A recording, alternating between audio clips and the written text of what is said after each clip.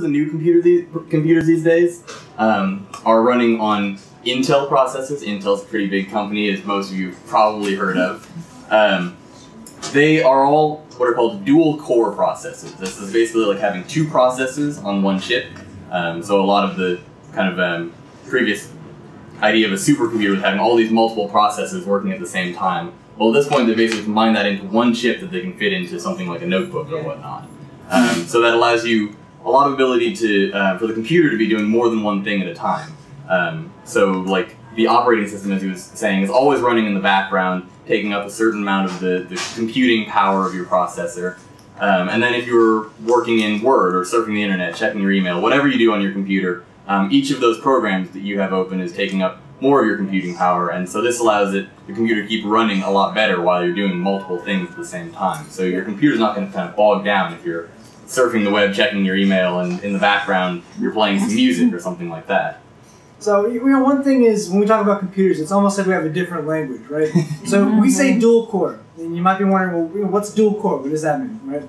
In the past, the processor, just kind of like the brain of the computer, runs at a certain speed, right? And over the years, they're getting faster and faster and faster. But the problem is, at this point, they're getting so fast, there's not much more they can do. They can't make the brain much faster. So what they're doing is they're putting two brains on one chip. So that's what we mean by dual core. When we say dual core, it's actually a lot easier than it sounds, right? Just two brains on a single chip. And so since that's the trend nowadays, as Gabe was saying, you can do a lot of multitasking, right? In the past, you can maybe be doing one thing at a time on your computer, right? Nowadays, you can be doing internet, email, work, and with very little slowdown, you're still running at a very high performance. And even if you don't do all those things at the same time, this is just if you're looking at a machine and somebody's trying to sell you on something that isn't dual core at this point, they're probably trying to sell you something that's kind of old, kind of outdated. So for the most part, that's what you're going to see. That's kind of the buzzword that you're going to hear about processors right now, is dual core or multi-core, things like that.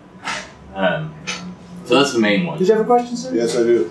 Let me bring the dual core down to a level of language that I understand. Sure, please. You talk about one brain versus two brains, and that's kind of like when I'm in the kitchen, because I'm the chief cook and bottle washer now that I'm retired.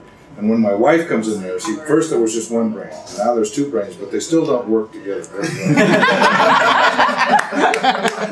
well. So how does it do it? Thankfully, with a computer, it's a little more cooperative than that. They can share their processing power to focus on one task, but they can also go in separate directions. So both of you could be washing the dishes at the same time. One person washing, one drying, or one person could be cooking dinner and one person could be washing dishes. So it really gives you more flexibility in that. Good bus speed means good communications between the two. Yeah, exactly. They communicate nicely.